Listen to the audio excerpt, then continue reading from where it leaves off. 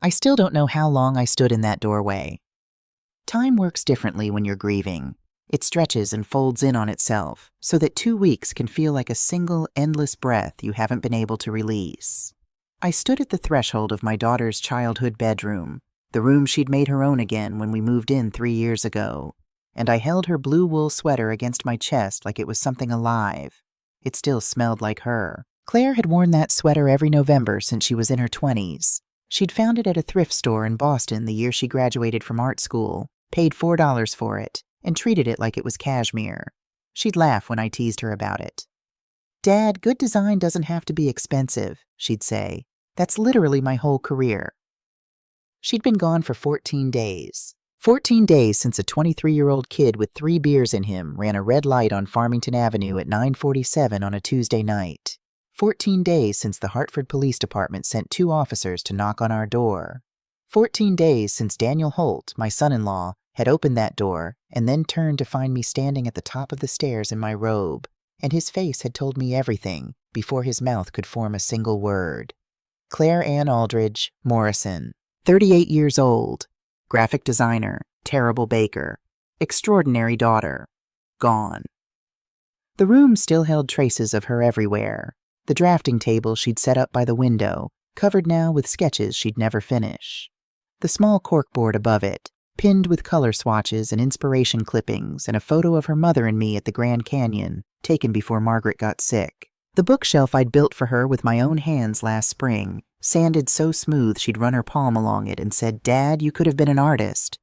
"I am an artist," I'd told her. "I just work in wood." She'd laughed. God, that laugh.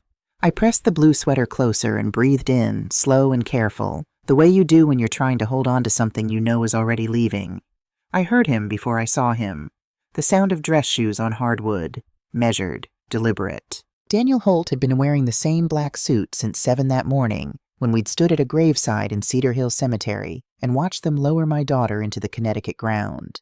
He'd loosened his tie somewhere between the reception and now, but otherwise he looked the same as he had at the church.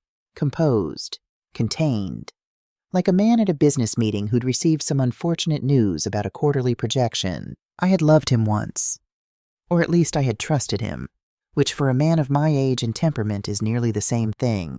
He'd been good to Claire in the early years, attentive, ambitious. He'd made her laugh, which was no small thing. But grief, I was learning, has a way of stripping the paint off people.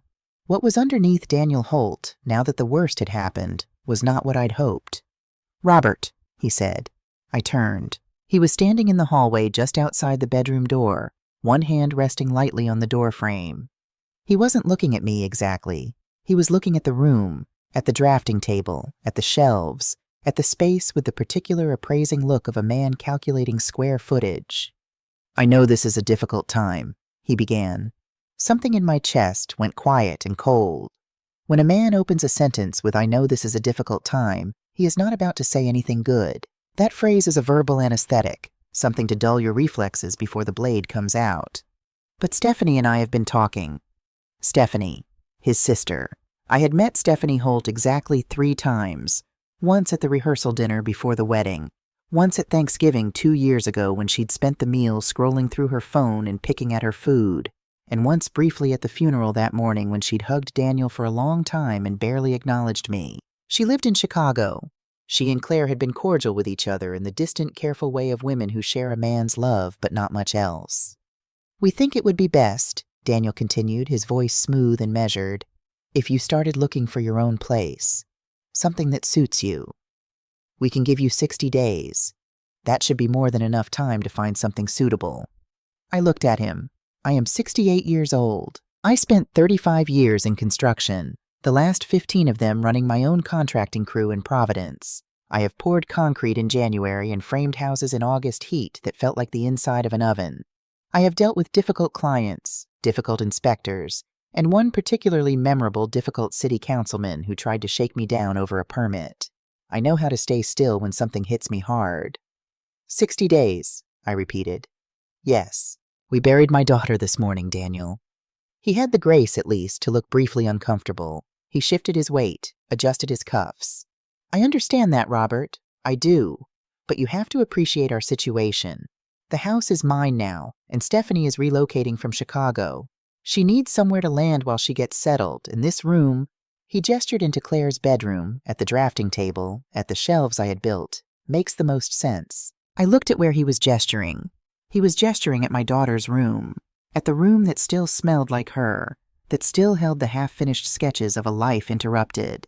He was telling me that his sister needed it, that it made the most sense. I said nothing. "I'm glad you understand," Daniel said, misreading my silence entirely, the way people always misread silence from men they've already decided are no longer relevant. "It's nothing personal. Circumstances change. They certainly do. Good." He straightened slightly, the minor tension in his shoulders dissolving. "Oh, and Stephanie is planning to arrive next weekend, so if you could have your things out of this room by Friday, that would be helpful." He turned and walked down the hallway toward the master bedroom, the room he had shared with my daughter. The door closed behind him without a backward glance. I stood there for a long moment in the doorway of Claire's room, her blue sweater in my hands, listening to the old house settle around me. Then I took out my phone and called Bill Saunders. Bill and I had worked together for 22 years before I retired. He runs a small renovation business now out of West Hartford, drives a cargo van that has seen better decades, and makes the best thermos coffee I have ever tasted in my life. When I called him that Saturday evening and said, "Bill, I need that van," he didn't ask a single question. He just said, "I'll be there in 40 minutes. He arrived in 38. We worked quietly, the two of us, loading boxes into the van as the neighborhood went dark around us. I was careful about what I took. My tools, a craftsman's collection built over 40 years, my books, my clothing, the wooden jewelry box I'd made for Margaret on our 30th anniversary, the one she'd kept on her dresser until the end, the photographs, Claire's graduation photo, the one from her BFA show at RISD, where she was standing in front of her senior thesis installation, grinning like she'd just been told the whole world was hers. She had looked like she owned it that day. She had looked like she would live forever. I did not take anything that wasn't mine. Not a lamp, not a kitchen tool, not the throw blanket from the living room couch that I'd used every evening for 3 winters. Even the things I'd contributed to, the refinished hardwood floors, the custom kitchen shelving, the completely renovated basement with its new plumbing and built-in storage, I left untouched. I had built all of it with my hands. I left all of it behind. Bill didn't say much while we worked. That's one of the things I've always valued about him. He understands that there are moments when words make things worse. He handed me boxes and he helped me carry and he poured me coffee from his thermos, and the coffee was perfect, and that was more comfort than most conversations could have provided. We were loading the last box when the front door opened. Daniel stood on the porch, his suit jacket gone now, sleeves rolled up. He frowned at the van, at the boxes, at the clear evidence that I was not staying for 60 days. "Robert, what's going on? I said you had 60 days. I climbed up into the passenger seat.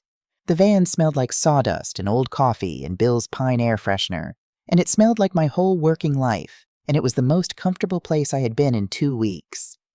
"I know what you said," I told him through the open window. "You don't have to leave tonight. I didn't mean—" "Good evening, Daniel." Bill pulled away from the curb. I watched the house disappear in the side mirror. The porch light, the dark windows, the carefully maintained facade of a life that was already quietly dismantling itself from the inside. I didn't look back after that. The Holiday Inn on Asylum Avenue was clean and small and utterly without character, which suited me fine. I didn't need character. I needed a bed and a door that locked and enough silence to think. I sat on the edge of the mattress with Claire's graduation photo in both hands, and I looked at her face. That RISD smile. That bright and proud and slightly exhausted smile of a young woman who had worked very hard for something and gotten it. And I let myself feel, for just a few minutes, the full weight of what had happened. She was gone. Margaret was gone. I was sitting in a hotel room with a thermos of cooling coffee and a cargo van full of everything I owned parked in the lot outside. My phone buzzed. "Daniel. Robert, let's talk about this. You don't need to be in a hotel." I turned the phone face down and did not respond. Then I lay back on the bed, still in my clothes, still in my dress shoes from the funeral, and stared at the ceiling, and did the thing I have always done when the world presents me with a situation I cannot immediately resolve. I thought. I woke at 5:47 a.m. without an alarm, the way I always do. The biological clock of a man who has been on construction sites at 6 in the morning for the better part of his adult life. The room was gray with early light. My dress shoes were still on my feet. Claire's photo was still in my hand. I sat up, made coffee from the machine on the dresser, inferior to Bill's thermos coffee by a significant margin, but hot. Sat at the small table by the window and looked out at the parking lot as Hartford woke up around me. And then I noticed something. I reached into my coat pocket, the one I'd hung on the back of the chair the night before, and I felt it immediately. The familiar weight of it. The small metal shape with the tiny enamel cat charm that Claire had bought at a flea market in Wethersfield years ago, laughing, saying it was very on brand for a keychain. Daniel had never asked for his house key back. I set it on the table in front of me and looked at it for a long time. Daniel had told me to leave in 60 days. He had watched me load a van at 9 o'clock on the night of his wife's funeral. He had stood on the porch in his rolled-up shirt sleeves and watched me drive away, and he had never once thought to ask for the key. This was the first thing I understood about Daniel Holt in those early hours. He had never taken me seriously enough to think through the details. I was background to him. Furniture, an inconvenience to be scheduled around, not a person to be reckoned with. Furniture doesn't need your key back. Furniture doesn't remember things. Furniture doesn't think. I picked up the key and put it in my pocket. Then I picked up my phone, found the number I'd written down the night before, a name I'd spotted on a business card tucked under Claire's desk calendar when I'd been standing in her office 2 weeks ago, before any of this had started, and I set it face up on the table next to my coffee. James Whitfield, attorney at law, estate planning and probate. I would call him. But first I had something to do. Daniel played squash every Sunday morning. He'd kept that ritual throughout their marriage. The club downtown opened at 7. He was usually gone by 8 and back by noon. I knew his schedule. I had lived in that house for 3 years. I finished my coffee, put on my coat, and drove back to Birchwood Lane. The house was quiet when I let myself in. Daniel's car was gone from the driveway. The Sunday paper was still on the porch. Inside, the morning light came through the kitchen windows and fell across the floors I had refinished. Oak, sanded to a warm honey color. 3 weekends of my life given freely because the house needed it, and because it was my daughter's home, and that was enough reason. I did not linger. I went directly to Claire's office, the small room off the kitchen where she had run her design business, taken client calls, built the quiet professional life she was so proud of. The room smelled faintly of her ink and the rosemary candle she always kept on the corner of her desk. I had to stop for a moment in the doorway. The room was exactly as she'd left it. Her monitor was dark. Her sketchbooks were stacked in their usual order by the drafting light. On the corkboard above her desk, between a paint chip in a shade of terracotta and a printout of a font she'd been experimenting with, there was a photograph of the two of us at Sophie's birthday party the previous summer. Me in a paper crown, Claire laughing helplessly at something my granddaughter had said. I looked at that photo for exactly as long as I could afford to. Then I opened the filing cabinet. Claire had labeled every folder in her neat architectural handwriting. Tax returns, client contracts, insurance, health records. And there, third from the front in the second drawer, house documents, important. The word important was underlined. Twice, in red ink. Of course it was. That was Claire, thorough, careful, always thinking 3 steps ahead. She had her mother's practicality and her own particular brand of quiet foresight. She had always been the person in any room who had already considered what might go wrong and taken steps to prevent it. I opened the folder. The mortgage papers were there, the original purchase agreement, the home inspection report, and beneath them, paper-clipped to a copy of the deed with a large yellow sticky note that read, "Keep with deed," was the document I remembered signing 5 years ago at a notary's office on Atwells Avenue in Providence. A co-ownership agreement, notarized, witnessed, signed by both Claire Ann Aldridge Morrison and Robert James Aldridge, documenting a contribution of $60,000 to the purchase of the property at 14 Birchwood Lane, Hartford, Connecticut, and establishing partial legal ownership accordingly. "Dad," she had said that day, after the notary left us alone in the office for a moment, "you are not just giving us money. This is an investment. This is yours. If anything ever happens to me, I know, don't make that face. But if anything ever happens, this protects you. Promise me you understand that." I had promised. I had thought I was humoring her. I photographed every page with my phone, Every signature, every notary stamp, every carefully worded clause. Then I returned the folder to its precise location in the filing cabinet and closed the drawer. I was turning to leave when something caught my eye, partially slid beneath Claire's desk calendar. The large paper one she used to block out project deadlines was a business card. White stock, simple design. James Whitfield. Whitfield and Associates, attorneys at law. Estate planning. Probate. Elder law. I stood very still for a moment. Then I picked up the card and put it in my pocket next to the house key. I was almost at the kitchen door when I saw the laptop. It was sitting open on the kitchen counter. Daniel's personal computer, a slim silver thing he carried back and forth to the office. The screen had gone dark into sleep mode, but the machine was on. I could see the tiny green light pulsing at its edge. I should have kept walking. I am not, by nature or by inclination, the kind of man who goes through other people's things.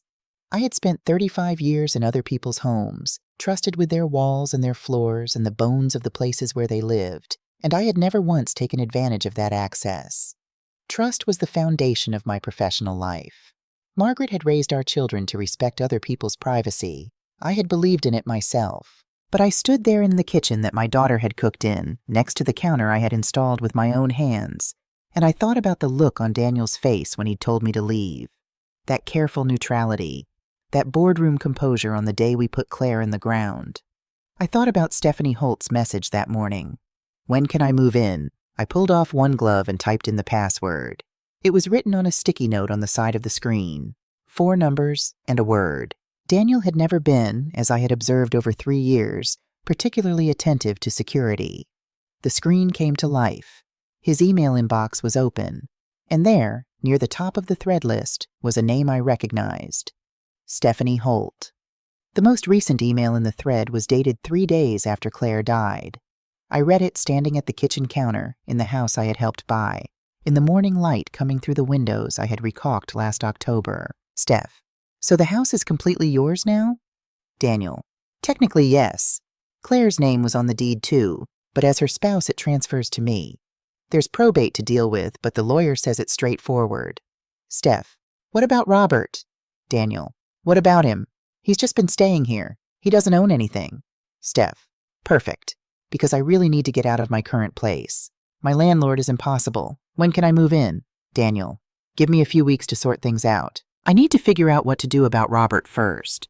Can't just move on it immediately. Bad optics. I read it twice.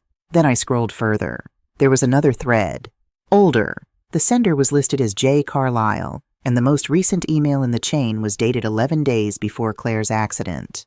I won't reproduce what it said, even now, even to myself. But I will say this.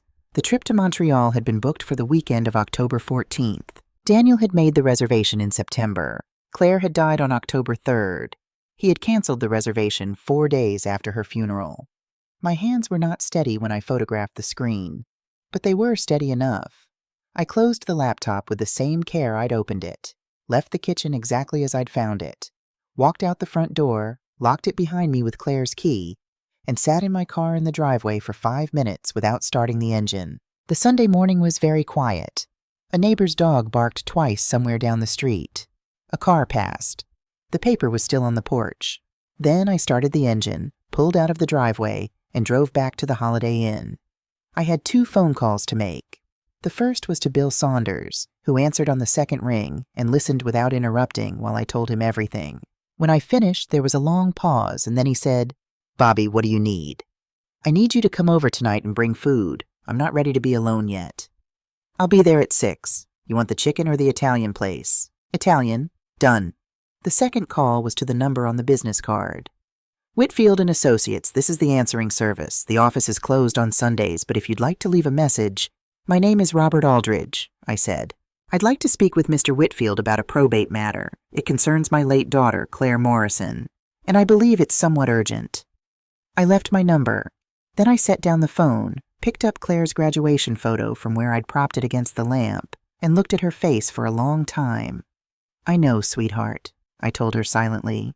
"You planned ahead. You always planned ahead. Now so will I." James Whitfield called me back at 7:14 Monday morning. I was already awake, already dressed, already on my second cup of the Holiday Inn's mediocre coffee. I had slept better than I expected. Not well. Not the deep restoring sleep of a man at peace, but the focused, purposeful sleep of a man who has decided what comes next. Margaret used to say I was the only person she knew who could sleep soundly the night before a fight because the decision to fight was itself a form of rest. She had known me very well. "Mr. Aldridge," Whitfield said. His voice was measured, careful. The voice of a man who had learned to gather information before he offered any. "Thank you for your message. I have to be upfront with you about something before we go further." "Go ahead." "I'm currently handling your daughter's estate. Daniel Holt retained our firm shortly after Mrs. Morrison's passing. I had half expected this. The business card had been in Claire's office, after all, which suggested she'd been in contact with Whitfield herself at some point, but the confirmation still landed with weight. "I see," I said. "Has the estate been settled?" "We're in the early stages. There are some complexities around the property that we've been working through." A pause. "May I ask what your specific interest is, Mr. Aldridge?" "I'm a co-owner of the house on Birchwood Lane," I said. "I have a notarized ownership agreement documenting a $60,000 contribution to the original purchase. I believe this may be relevant to your process." The silence that followed was longer than the previous ones, long enough that I could hear, faintly, the sound of papers being moved on the other end of the line. "Mr. Aldridge," Whitfield said finally, and his voice had changed. Less measured now, more direct. "I think we should meet in person. Are you available this morning?" "I am. 9 o'clock. My office is on Farmington Avenue, Suite 200. And Mr. Aldridge, bring those documents." I was there at 8:55. Whitfield and Associates occupied the second floor of a converted Victorian on Farmington, the kind of building that had been a family home once and still felt like it. High ceilings, wide plank floors, windows that actually let in light. The waiting room had good chairs and no television, which I appreciated. The magazines on the table were current. Someone here cared about details.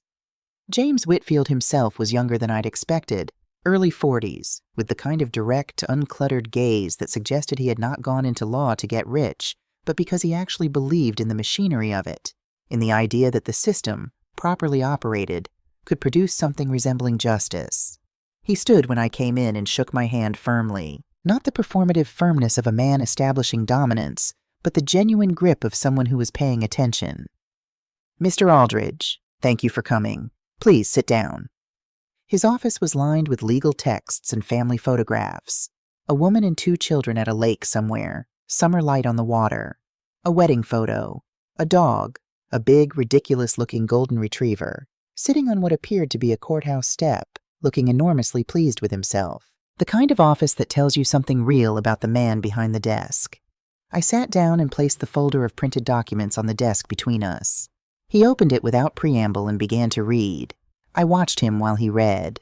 I have spent a lifetime reading people, clients, crews, inspectors, the occasional difficult building commissioner, and I can usually tell within a few minutes whether a man is straight. Whitfield read slowly and carefully, going back twice to recheck specific clauses, and as he read, something shifted in his face. Not dramatically, just a quiet tightening around the eyes, the look of a man recalibrating. He set the papers down and looked at me. "Daniel told me he was the sole owner of the property," he said. "He stated clearly that you had no legal interest in the house, that you'd been living there as a—" His word was guessed. "I'm aware of what he believes. This document says otherwise." Whitfield leaned back in his chair, and I could see him thinking, see the legal architecture assembling itself behind his eyes. "Mr. Aldridge, I want to be candid with you, because I think you deserve that. Something about this case has troubled me from the beginning. Daniel was pushing very hard to close the estate quickly, faster than was appropriate given that not all assets had been properly inventoried. He was particularly focused on establishing sole title to the property. He wants to move his sister in," I said. "He gave me 60 days to vacate. He told me on the day of Claire's funeral." Whitfield was quiet for a moment. When he spoke, his voice was careful and even, but I could hear something beneath it, a particular kind of controlled anger that a decent man develops when he encounters indecency in his professional life. "When did Claire pass?" 14 days ago. The funeral was 2 Saturdays ago." "And he told you on that day?" "After we returned from the cemetery, yes." Whitfield looked at the ownership documents again. Then he looked up. "There's something else," I said. I took out my phone and pulled up the photographs I'd taken of Daniel's laptop screen. I set the phone on the desk and turned it toward him. He read the email threads without a word. The exchange with Stephanie. He's just been staying here. He doesn't own anything. Bad optics. And then the other thread. The one from before. The one I still couldn't think about for very long without my hands wanting to do something I would regret. When he finished, he set the phone down and folded his hands on the desk. "How did you access his computer?" "I still had a key to the house. He never asked for it back. His laptop was open on the kitchen counter with the password written on a sticky note." "That's potentially complicated from a legal standpoint." He drummed his fingers once, twice. "But the content itself, the emails with his sister, the nature of his relationship with this woman, that's relevant to his state of mind and his conduct throughout this process. And depending on how this probate proceeds, the other matter may be relevant to the estate division under Connecticut law."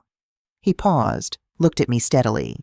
"Mr. Aldridge, I cannot continue to represent Daniel Holt. This is a clear conflict of interest. I can't advocate for someone whose position directly contradicts documented evidence in my possession.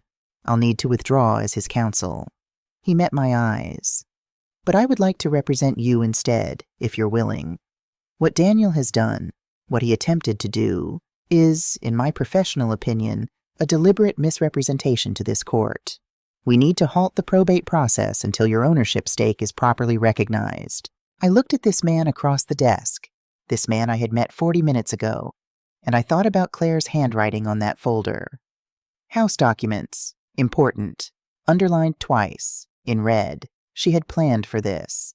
She hadn't known she was planning for this, but she had, because she was the kind of person who understood that the world does not always behave the way it should, and that good people need to protect themselves accordingly." "When can you file?" I asked. "First thing tomorrow morning.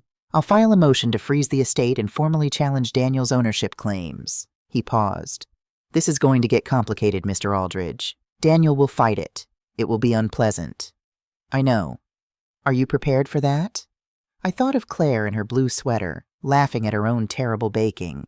I thought of Margaret holding my hand in her hospital room, even at the end when she didn't know whose hand it was. I thought of $60,000 and 3 years of refinished floors and rebuilt plumbing and custom shelving, given freely, given without expectation, given because that house was my daughter's home and her home mattered to me. I thought of Daniel's face in the hallway. Circumstances change. "I've been prepared," I said, "since Saturday night." The motion was filed at 8:47 Tuesday morning. By noon, my phone was ringing. I let it ring 3 times before I answered, sitting at the small table in my hotel room with a fresh legal pad in front of me and a pen in my hand. I believe in being prepared for conversations.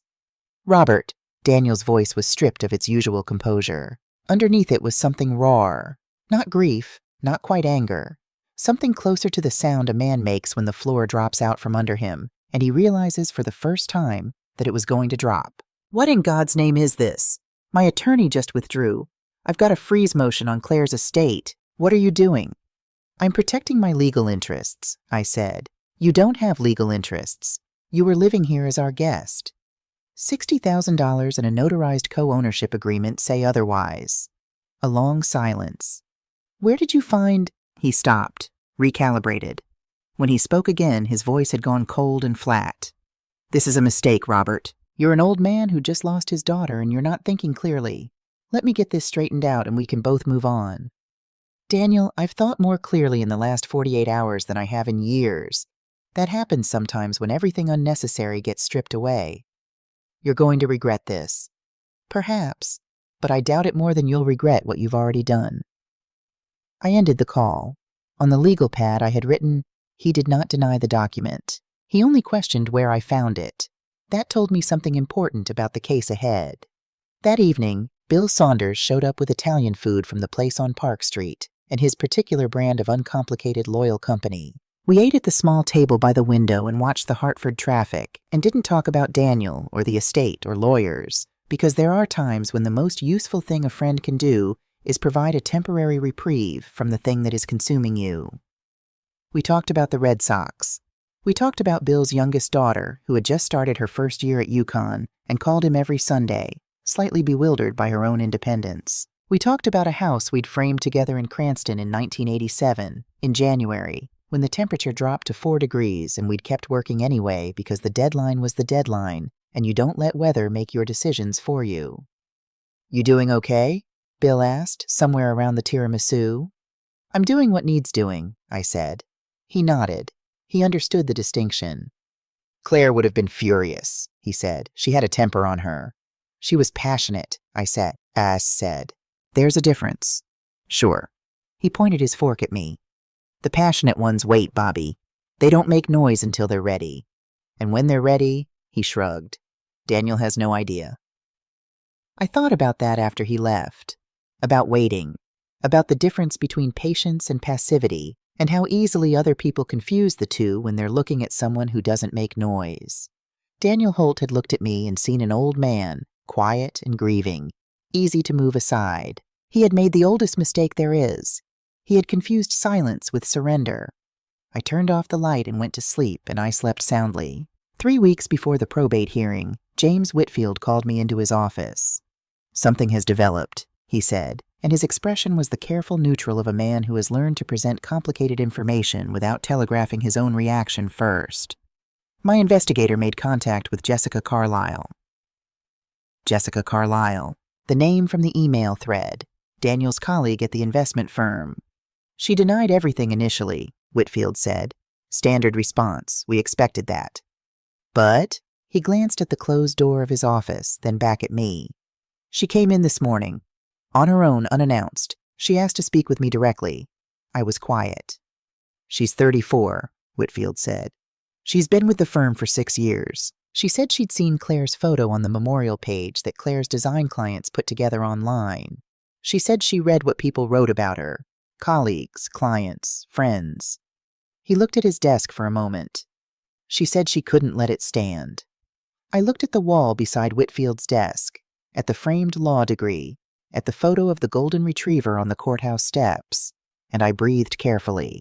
"What did she tell you?" Whitfield laid it out steadily, in the precise and sequential way of a man presenting a legal brief, but I could hear the human weight of it underneath every word. 10 months.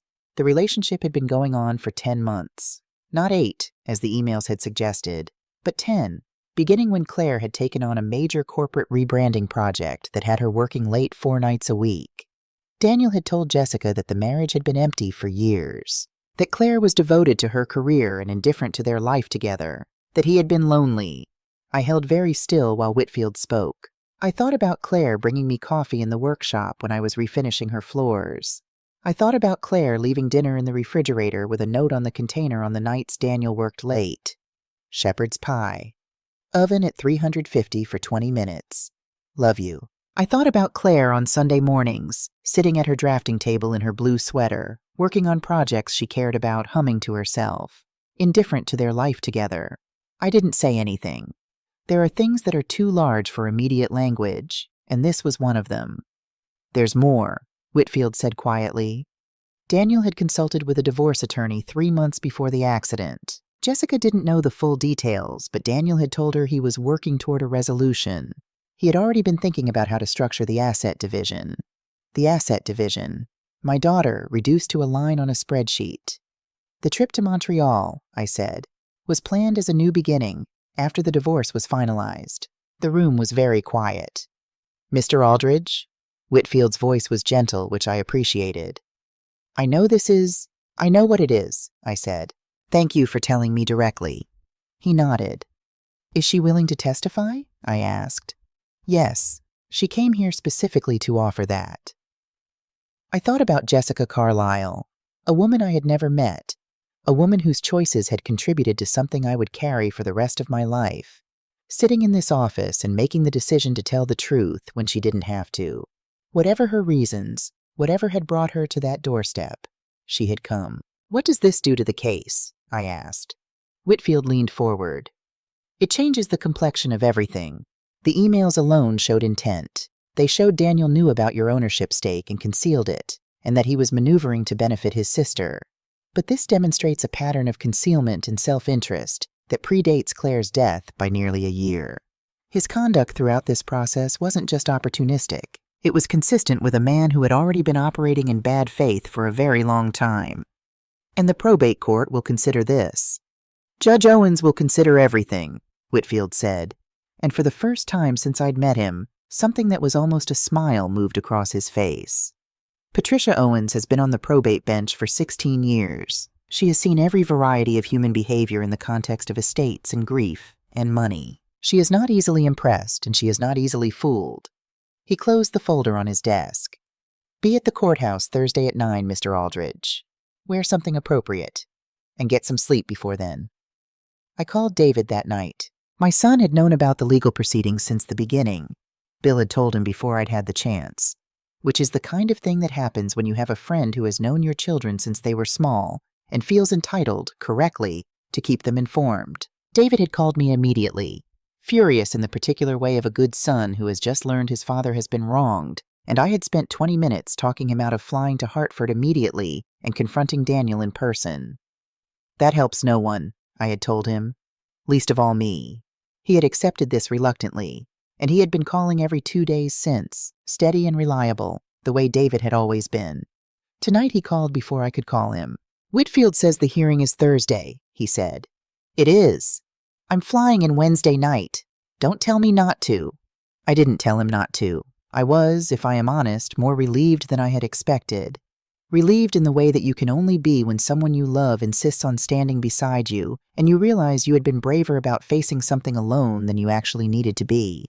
Sophie made you something, David said. There was shuffling on the line, and then my granddaughter's voice, slightly breathless, slightly too loud in the way of 7-year-olds who treat phone calls like public announcements. Grandpa, I made you a card. It has a house on it because you build houses, and a bird. The bird is you. Why is the bird me? Because birds go wherever they want. A pause. Dad said you had to move to a new place. The bird is saying the new place will be good. I sat on the edge of the hotel bed with the phone pressed against my ear, and I breathed carefully, the controlled and deliberate breathing of a man who has given himself permission to feel things only in measured doses because there is still work to be done. Tell the bird I said thank you, I managed. Grandpa, Sophie's voice shifted into the patient register she used when adults were being slightly dense. I'm the one who made the card. You say thank you to me. Thank you, sweetheart.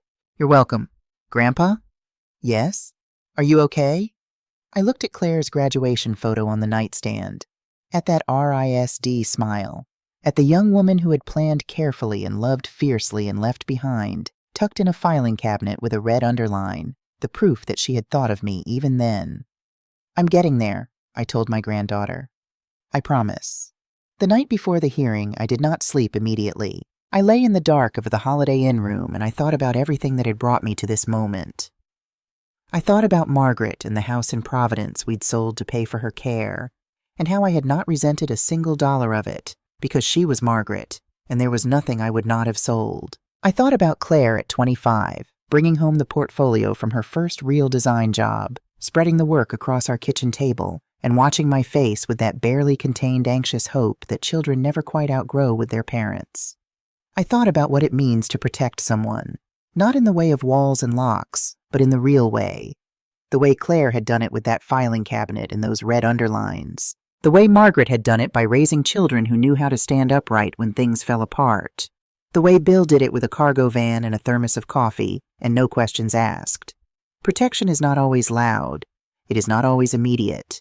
Sometimes it is a folder in a drawer, tucked away years before it is needed, by someone who loved you enough to think that far ahead. I reached out in the dark and touched Claire's photo where it leaned against the lamp. Okay, sweetheart, I told her. Tomorrow. I closed my eyes and slept. Tomorrow came the way important days always do, quietly, without announcement, as if the world had not yet noticed that everything was about to be decided. I wore the navy suit.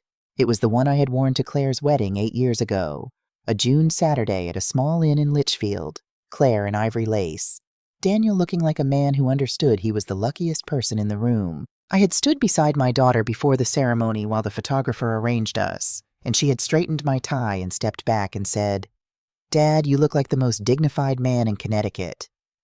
I had kept the suit dry cleaned and pressed ever since. Margaret had always said you should own at least one suit you could wear to anything. A wedding, a funeral, a courtroom. Because life would eventually require all three. Margaret had been right about most things. I dressed slowly and carefully in the gray morning light of room 114. Shirt first, then the suit pants, then the jacket. I stood at the narrow bathroom mirror and tied my tie the way my father had taught me when I was 14. A full Windsor, because he had believed that a man who couldn't tie a proper knot wasn't ready to make promises.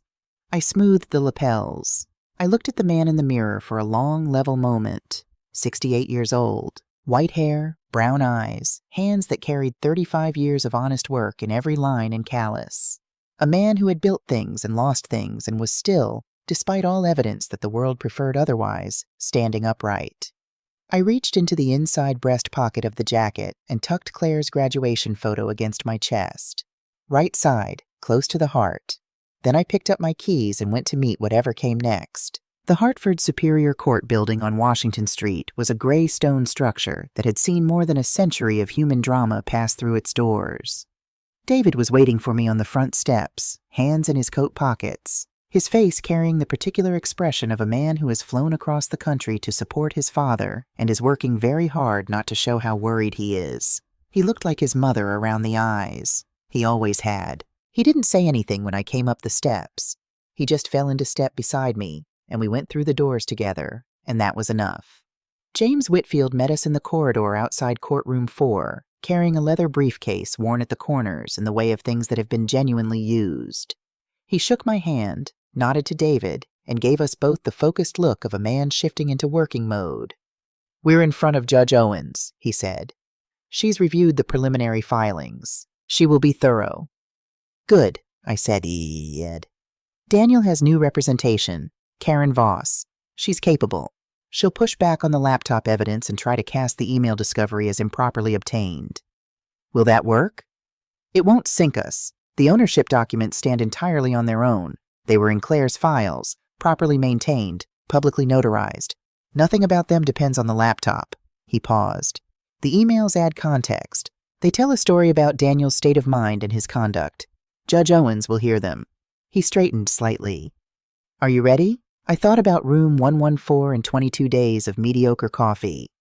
I thought about a blue wool sweater and a filing cabinet and a sticky note on a laptop and a woman I had never met who had walked into a lawyer's office and decided, at some cost to herself, to tell the truth. I thought about Claire saying, 'This protects you. Promise me you understand that.' 'Yes,' I said. 'I'm ready.' Courtroom 4 was smaller than I'd expected. Wood-paneled walls, high windows letting in thin November light, the American flag and the Connecticut state flag flanking the bench, with the slightly weary dignity of things that have stood in the same place for a very long time. Daniel was already seated at the respondent's table when we came in. I had not seen him since the night I drove away in Bill's van. He looked like a man who had not been sleeping well. Shadows under his eyes, his jaw set in the controlled forward-facing way of someone performing composure rather than possessing it. He was wearing a charcoal suit and a burgundy tie. Karen Voss sat beside him, a woman in her late 40s with precise dark hair and the watchful stillness of someone who had spent years learning to take up exactly the space she needed, and no more. She was reading something in a folder as we entered and did not look up. Stephanie Holt was in the gallery behind Daniel, near the aisle. When I entered, she looked at me for a brief moment, not with hostility, but with the discomfort of a person who has told herself a story about a situation and is now in the presence of the situation's inconvenient reality. She looked away first. David sat behind me in the first gallery row. Bill Saunders, who had driven in from West Hartford at 6 a.m. without being asked, sat beside him, his big hands folded in his lap, his expression the tranquil and implacable one of a man who has poured concrete in January and considers most things manageable by comparison. Jessica Carlyle was in the back row, alone in a gray coat. She did not look at Daniel. She looked at her hands. The bailiff called the room to order. Judge Patricia Owens entered. She was in her early 60s, trim, white-haired, with reading glasses pushed up on her head, and an expression of complete, unperformable neutrality that I recognized immediately as the real thing and not a pose. 16 years on the probate bench. You could see that she had seen everything in the precise economy of how she moved, how she arranged her papers, how she looked at each table in turn with eyes that missed nothing and offered nothing back. She sat. She opened the file before her. She read for 30 seconds in complete silence. Then she looked up. "We're here in the matter of the estate of Claire Ann Morrison, née Aldridge, deceased." Her voice was measured and clear. "Specifically, we are addressing a motion to freeze estate proceedings filed by Whitfield and Associates on behalf of Robert James Aldridge, the decedent's father, who claims a co-ownership interest in the primary estate asset, the property at 14 Birchwood Lane, Hartford, Connecticut." She looked at both tables in turn. "Mr. Whitfield, Miss Voss, let's begin." Whitfield went first. He laid out the case with clean, sequential precision. No flourishes, no drama, nothing that wasn't necessary. The co-ownership agreement, notarized and witnessed, executed 5 years ago at a Providence notary office. The $60,000 contribution documented in the original mortgage records. The filing cabinet in Claire's home office, properly labeled, containing documents that any reasonable executor reviewing an estate would have been expected to find.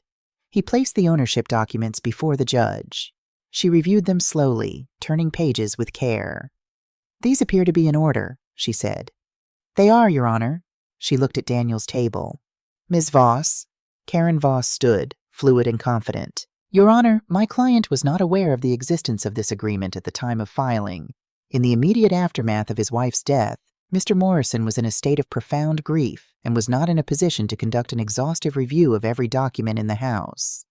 Judge Owens removed her reading glasses and held them loosely in one hand. "Ms. Voss, the document in question was located in a filing cabinet in the home office. The folder containing it was labeled, and I'm reading directly from the evidence, House Documents, with the word Important written below it and underlined twice." A pause. "Are you representing to this court that Mr. Morrison, who was actively engaged in filing probate proceedings and was therefore, by definition, reviewing his late wife's estate, never opened a folder labeled House Documents Important?" "Your Honor, grief impaired his ability to open a labeled folder," Judge Owens said, her voice unchanged, "but did not impair his ability to contact an attorney within 72 hours of his wife's death, initiate probate proceedings, and inform his father-in-law on the day of her funeral that he had 60 days to vacate the premises." The courtroom was very quiet. Karen Voss sat down. The emails came next. Whitfield walked the judge through the exchange between Daniel and Stephanie, reading the relevant passages aloud in the flat, factual voice of a man who understood that the words would do their own work. "What about Robert?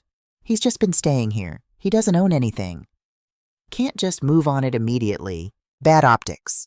In the gallery, I heard Stephanie Holt shift in her seat. I did not turn to look at her. Daniel sat very still, his eyes fixed on the middle distance with the careful blankness of a man determined not to give anything away. I recognized the posture. I had worn it myself occasionally. The difference was what it was covering. Then Whitfield called Jessica Carlyle. She walked to the stand with the deliberate composure of someone who has made a difficult decision and is committed to seeing it through. She stated her name. She stated her relationship to Daniel Holt. She stated the duration and the nature of that relationship in the plain, declarative sentences of a person who has decided that the only way through something is directly.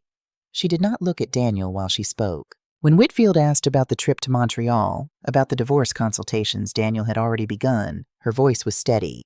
When Judge Owens asked a clarifying question, "And Mr. Morrison told you directly that he had consulted with a divorce attorney?" She said, "Yes, Your Honor," without hesitation. Karen Voss cross-examined efficiently, probing for inconsistency, doing the job she had been hired to do. Jessica Carlyle answered every question with the same quiet directness. She did not elaborate. She did not perform remorse. She simply told the truth, plainly, in a Hartford courtroom on a Thursday morning in November, because she had decided that was what she owed. When she stepped down, she walked past the respondent's table without looking at it, and out through the side door of the courtroom. Judge Owens called a recess. 20 minutes. Whitfield and I stood in the corridor while David went to find coffee that none of us would drink. Bill stood nearby, hands in his pockets, watching the hallway with the patient attention of a man who has learned that most things resolve themselves if you give them enough time and don't panic. "How does it look?" I asked Whitfield quietly. Honest answer? "Always. The ownership documents were always going to win this," he said.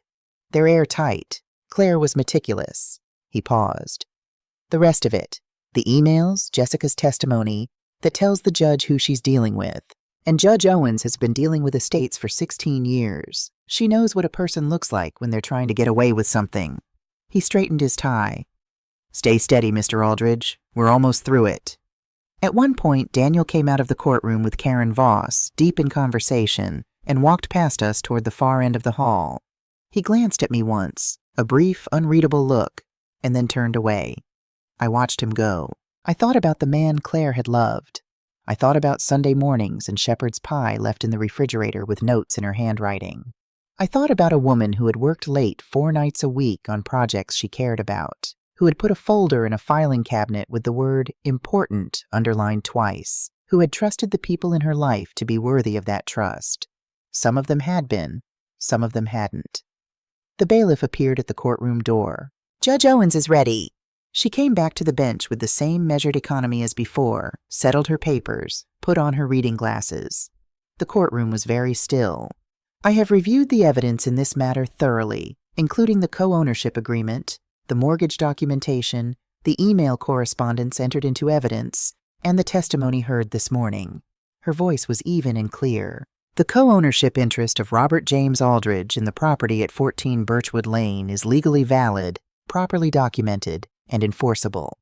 It was not disclosed in the initial probate filing. Based on the evidence presented, I find that this non-disclosure was not an oversight of grief, but a deliberate omission by the respondent, who was actively engaged in estate proceedings and had full access to the decedent's organized files. She paused. She looked at Daniel over her reading glasses. Mr. Morrison, I have presided over this bench for 16 years. I have seen a great many people navigate the estate process in the aftermath of loss, and I have considerable patience for the ways in which grief complicates judgment. I do not have patience for the deliberate manipulation of court proceedings, and I do not have patience for the treatment of a grieving father as an obstacle to be managed. The room was absolutely silent.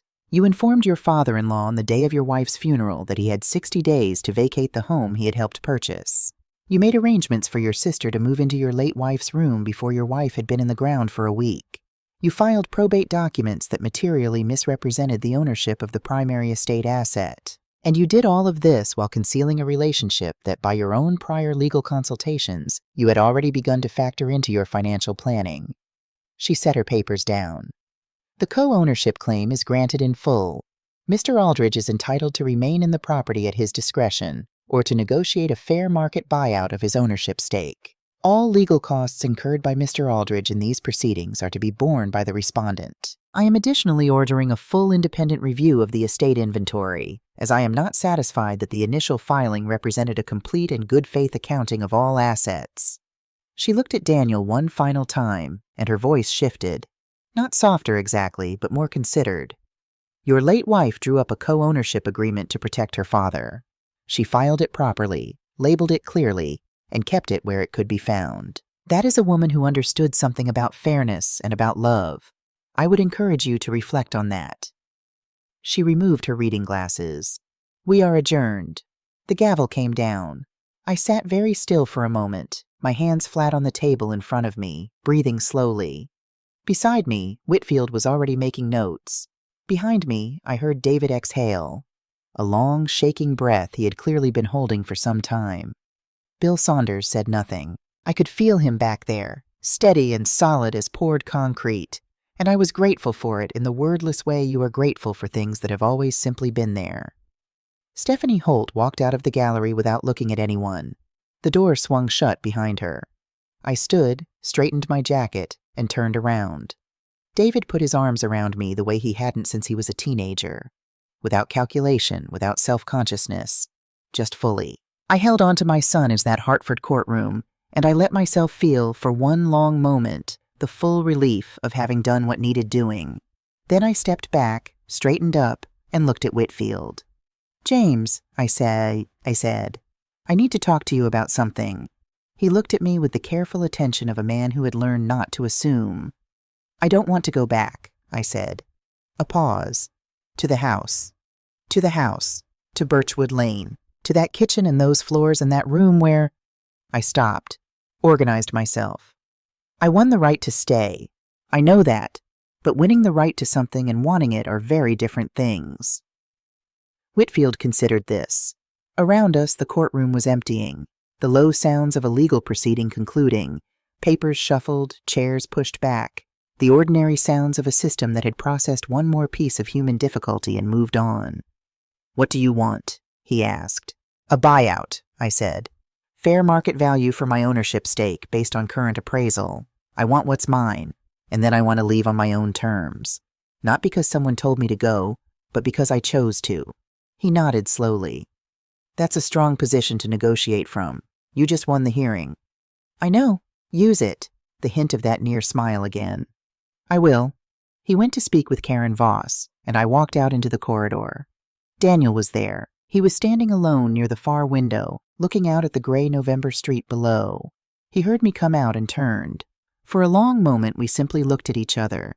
Two men who had loved the same woman, standing in a courthouse corridor with everything that needed to be said between us filling the air like weather. He spoke first. "Robert," I waited. "I know there's nothing I can say about the legal situation. I understand that." He looked at the window again, then back at me. His voice, when it came, was quieter than I had ever heard it. "But I want you to know that I'm sorry. Not about the house. About all of it. About Claire." A pause. I know I didn't deserve her. I looked at this man, 42 years old, successful by every measure the world tends to apply, standing in a courthouse corridor having just lost a hearing he should never have had to face. And I thought about what it would cost me to say nothing. I thought it would cost more than I was willing to pay. "Daniel," I said, "Claire loved you. That was real. Whatever else was happening, whatever you were planning, she loved you. And she was faithful to that love until the night she died." He looked at me.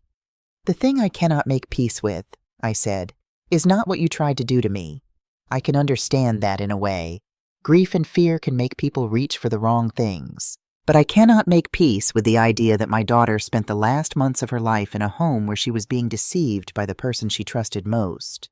I straightened my jacket, squared my shoulders. "She deserved better than that. And so did you, if you had been paying attention to what you actually had." I walked past him toward the elevator. I did not look back. The buyout was settled 31 days after the hearing. The house on Birchwood Lane had appreciated considerably since its purchase 5 years ago. The current appraised value was $585,000. Based on the original contribution, the documented improvements I had made to the property over 3 years, and the terms of the co-ownership agreement, Whitfield negotiated a buyout of $95,000. All legal costs, Daniel's and mine both, came out of his pocket, as the judgment required. He paid within the 31 days. I will give him that. I signed over my ownership stake on a Thursday morning at Whitfield's office, at the same conference table where we had first spread out Claire's documents and begun to understand what she had left behind. Whitfield slid the papers across to me. I read them carefully, all of them, every clause, and I signed. He shook my hand afterward and held it a moment longer than a professional handshake required. "She was careful," he said. "Your daughter, in the best possible way." "She was," I agreed. "She got that from her mother." He smiled, a full one this time. "Go home, Mr. Aldridge."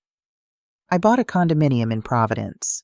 It was on the 3rd floor of a converted mill building in the Elmwood neighborhood, 4 blocks from the street where Margaret and I had lived for the first 12 years of our marriage. The condo was small, 1 bedroom, a good kitchen, a living room with windows that faced east and caught the morning light, and it needed work. I did the work myself.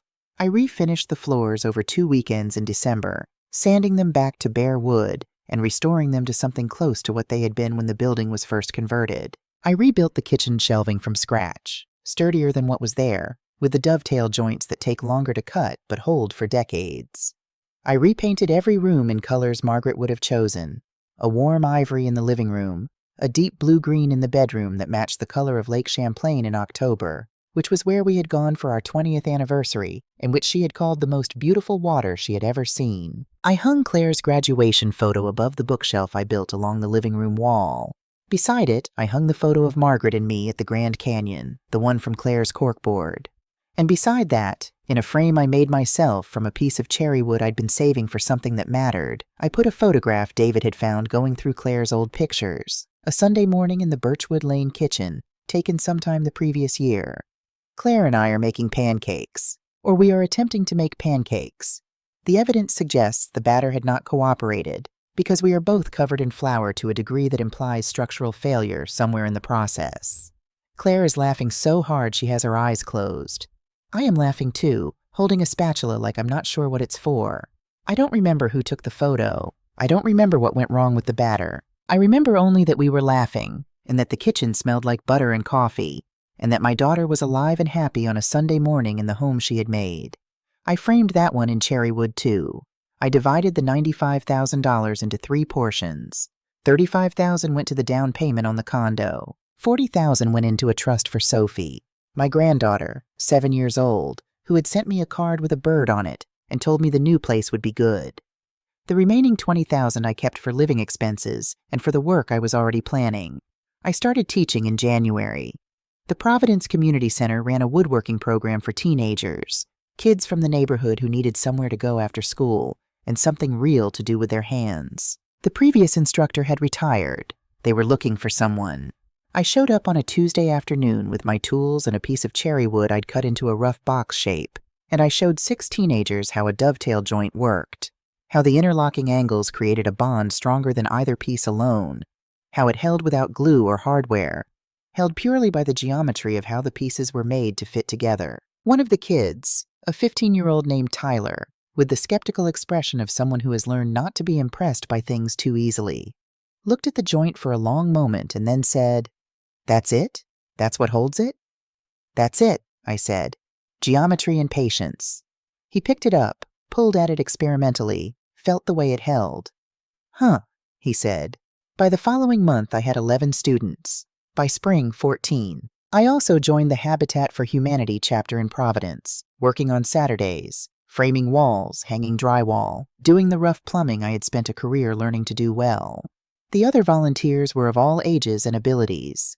Among them was a woman in her 70s named Dorothy, who had never held a power tool in her life until the previous spring, and who was now, by her own cheerful assessment, dangerously competent with a drill. Dorothy reminded me of Margaret, not in any specific way. They looked nothing alike, but in the particular quality of her attention, the way she listened to everything and then said exactly what she meant without apology. "You seem like a man who's been through something," she told me one Saturday afternoon, on a lunch break from a porch we'd been framing all morning. "Most people have been through something," I said. "True, but some people come out the other side still facing forward. That's less common." She looked at the house frame. "You do good work." "So do you." "Dangerously competent," she said serenely.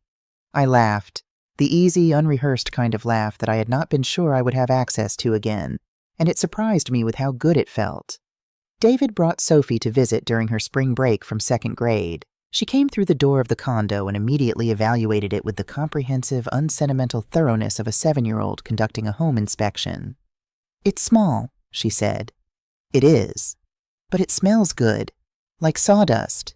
She looked at the bookshelves I had built along the wall, at the cherry wood frames, at Claire's graduation photo above the shelf. She looked at it for a long moment, the way children look at faces they have been shown many times and are trying to place properly in their understanding of the world. "That's Aunt Claire," she said. "It is." "She looks happy." She was. That was a very happy day. Sophie studied the photo another moment. Then she turned to me with the practical expression of a child who has processed what she needed to process and is ready to move forward. "Grandpa, can we build the birdhouse now?" We built it over 2 days, Sophie and I, at the folding work table I had set up on the condo's small balcony, in the spring sunshine that came and went as clouds moved over Providence. I showed her how to measure, how to mark, how to use the hand saw with me guiding her grip. She was serious about all of it in the way of children who have been given something real to do and understand the difference between that and being humored. She measured twice every time without being told to, and when I asked her why, she said, "Because Dad says you always say measure twice.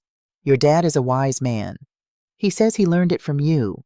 We painted it on the 2nd afternoon, Sophie's design, which involved a red roof and yellow walls, and along one side, a small sun painted with complete artistic confidence and no geometric concerns whatsoever. It looked like a birdhouse designed by someone who understood joy better than architecture, which seemed exactly right. "What kind of birds will come?" she asked while the paint dried. Wrens, probably. Maybe chickadees, whoever needs a home. She considered this. Do birds know when a house is safe? I think they figure it out, I said. They circle around for a while and they look, and eventually they know. She nodded, satisfied. She leaned against my arm in the spring afternoon, and I put my hand on the top of her head, and we sat together on the balcony while the paint dried on the little red-roofed house. I wrote a letter to Jessica Carlyle. Not an email. A letter by hand on the good stationery Margaret had kept in the secretary desk that was now in my living room. I wrote it in the spirit of honesty, which is the only spirit I know how to sustain for very long. I told her that her testimony had mattered, not for the legal outcome, the ownership documents had settled that, but for me personally, as a father. Because she had looked at my daughter's photograph and read what people who knew Claire had written about her, and she had decided the truth was owed. My daughter was a kind person, I wrote. She was meticulous and funny, and she made terrible pancakes, and she underlined important things in red ink because she wanted the world to work the way it should. She loved people generously. That was not a weakness. That was who she was. I am grateful that you understood, in the end, that she deserved to be seen clearly. I sealed the letter and mailed it. I did not need a reply. There is a lesson in all of this, and I have thought about it carefully enough that I want to say it plainly, directly, without decoration, the way my father used to say things that mattered. When you are old and grieving and someone sees that as an opportunity, the thing they are counting on is your compliance.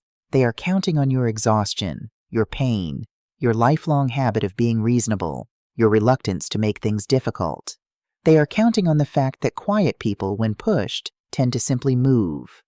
Daniel Holt looked at me on the day we buried my daughter and saw an old man who would do what he was told. He had never paid close enough attention to understand that the kind of person who builds things carefully, who measures twice, who sands until the surface is right, who comes back the next day and does it again, is exactly the kind of person who will take apart an unjust situation with the same methodical patience, piece by careful piece, until what was wrong has been made as much as possible right. He confused silence with surrender. He confused grief with helplessness. He confused quiet with powerless. He was wrong on all three counts.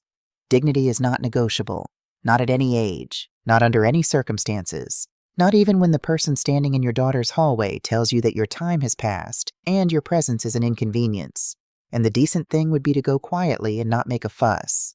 You are allowed to make a fuss. You are allowed to pick up the phone and call your lawyer and sit in a courtroom and say, "This is mine. This matters. I am still here." Claire knew that. She knew it so well that she had written it down, filed it under important, underlined it twice in red, and trusted that when the moment came I would find it. She was right. She was almost always right. I keep her graduation photo on the wall above the bookshelf now, in the condo in Providence, where the morning light comes through east-facing windows and the floors are the right color and the shelves hold everything I need. I look at her face every morning when I make my coffee. That RISD smile, bright and proud and slightly exhausted. The smile of a young woman who worked hard for something and got it and knew it was just the beginning. I tell her about my days. I tell her about Sophie and the birdhouse and the wrens that found it in May and moved in without ceremony, the way practical creatures do. I tell her about Tyler, who built a jewelry box that was better than anything I had made at his age, and who has started reminding the newer students to measure twice, because he says it matters. I tell her I'm okay. I tell her she doesn't need to worry. And in the cherry wood frame above the bookshelf, covered in flour on a Sunday morning, eyes closed with laughing, she already knows.